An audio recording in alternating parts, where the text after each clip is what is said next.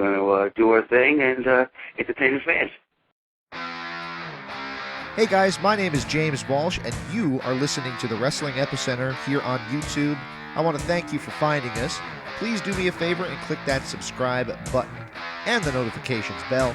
And if you get the chance on this video, click the like button. If you do, it'll turn blue. Check it out.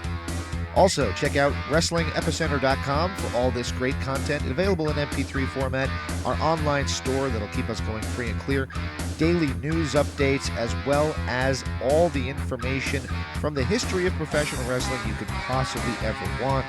Check out WrestlingEpicenter.com online right now. Without any delay, let's get to your interview here on the Wrestling Epicenter.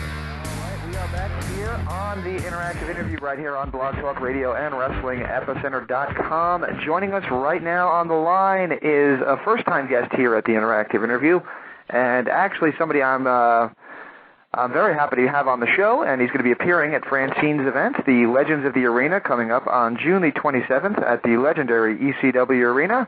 None other than Little Guido, perhaps better known by the mainstream fans as Nunzio. How you doing today? I'm doing all right. How are you?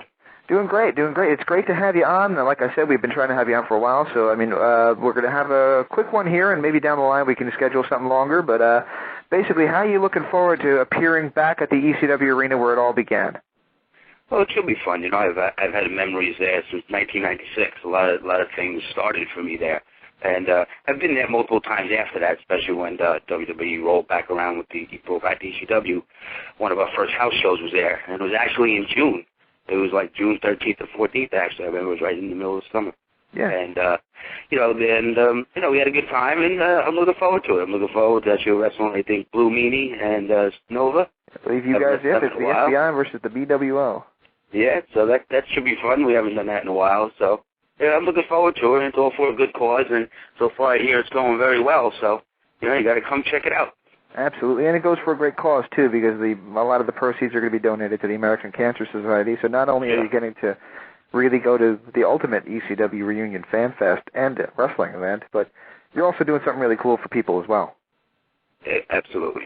All right. Now, we actually just spoke to Nova just the other day, and Nova was saying that he probably wrestled the FBI more than any other team that he ever wrestled in his life.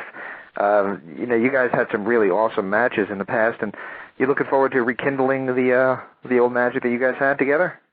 Absolutely. Actually, it's something nobody really knows about, but I tell you, me and I just wrestled against the BWO out in England. We did that out in April, but I didn't have my partner or Big Sal or anybody there, so this is going to be the first one with having the group back together.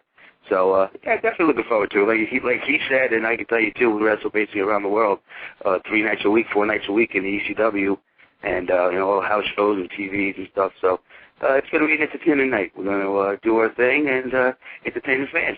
Mm-hmm.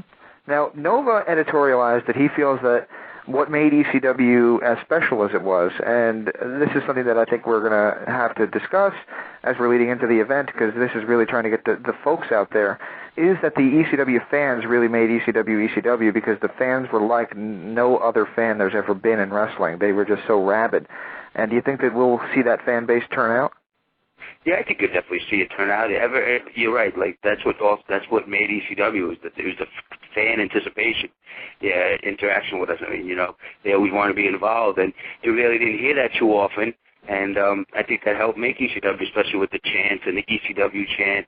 And a lot of other companies took some. Those fans do that for other companies now too. You'll see some of the independent groups that I work with, have those rapid fire fans too now. But I think it was all really started down in South Philadelphia back in the 90s. And it's going to be good, and I think those fans will be there because I just by me wrestling on independent, I see in a lot of different locations fans like that. Absolutely. I think they'll definitely be there. Philly's a great spot for wrestling, and even in WWE you get those fans there too. Yeah, they're rapid fans now too. Absolutely. Now, Nova has said on the last interview that he refused to work the ECW arena for any other company. He got offered to do a lot of indies. I know you were working with WWE, and you did their incarnation of ECW in the ECW arena. But let me rephrase this. Is it the arena itself that's magic, or is it the people that filled that arena that made ECW and the ECW arena stand out as more than just a bingo hall in the middle of South Philadelphia? I think it was both. I think it was a combination of both that really got it over. You know, I mean, nobody ever heard of that bingo hall in 1995. Fans just were coming, and you know, something was being created without the guys really even know it was going to be history.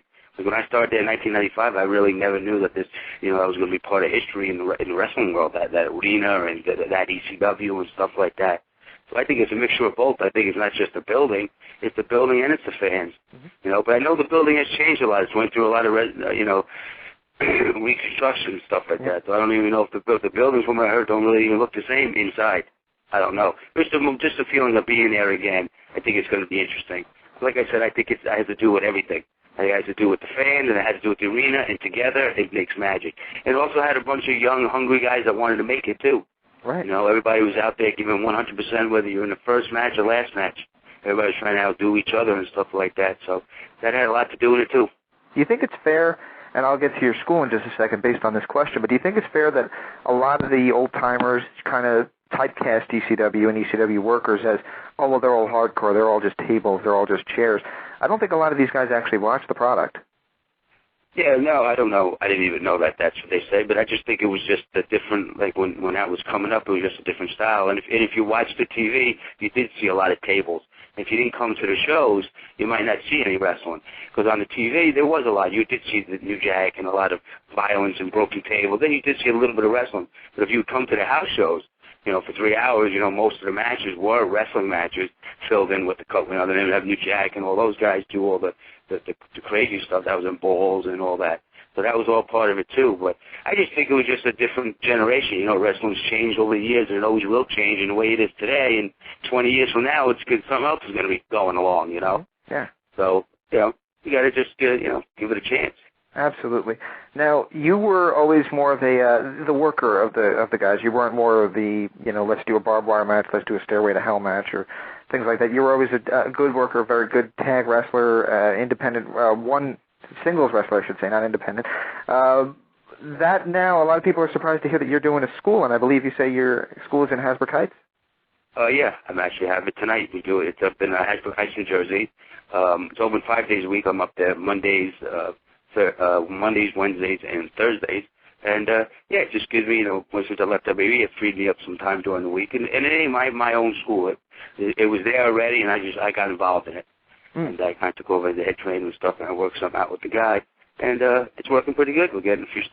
I do that during the week, and still do the independents on the weekends and stuff like that. So, and it keeps you busy, and I like to train the guys and see some of the future stars. You never know.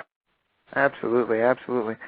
And one thing I wanted to ask you about, and there's two questions left, and they both go off of previous guests that we just had on recently.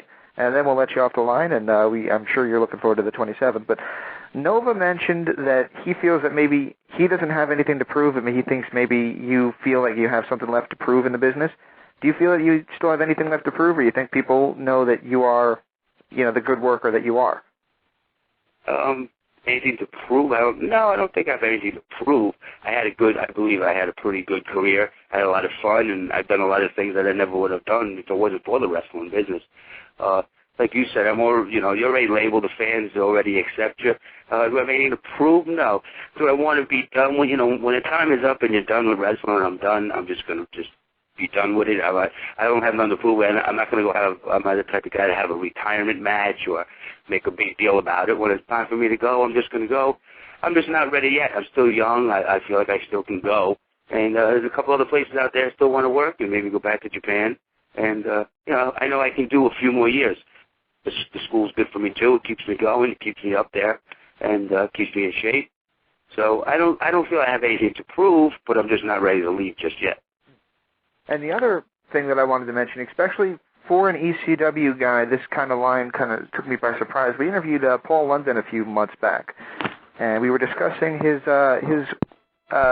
shooting star press, and he was saying that a lot of guys wouldn't want to take it. He said you would, and when he said you would take the move, he described you as one of the more paranoid workers in the back, and I took that as like, it doesn't sound right. Do you have any response to that comment?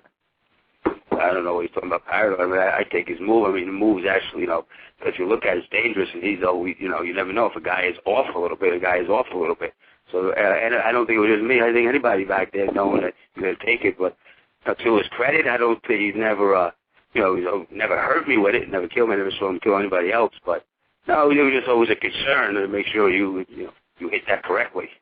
Absolutely. Absolutely. Well, again, I don't know what he's talking about. Who knows? Well, yeah, he was.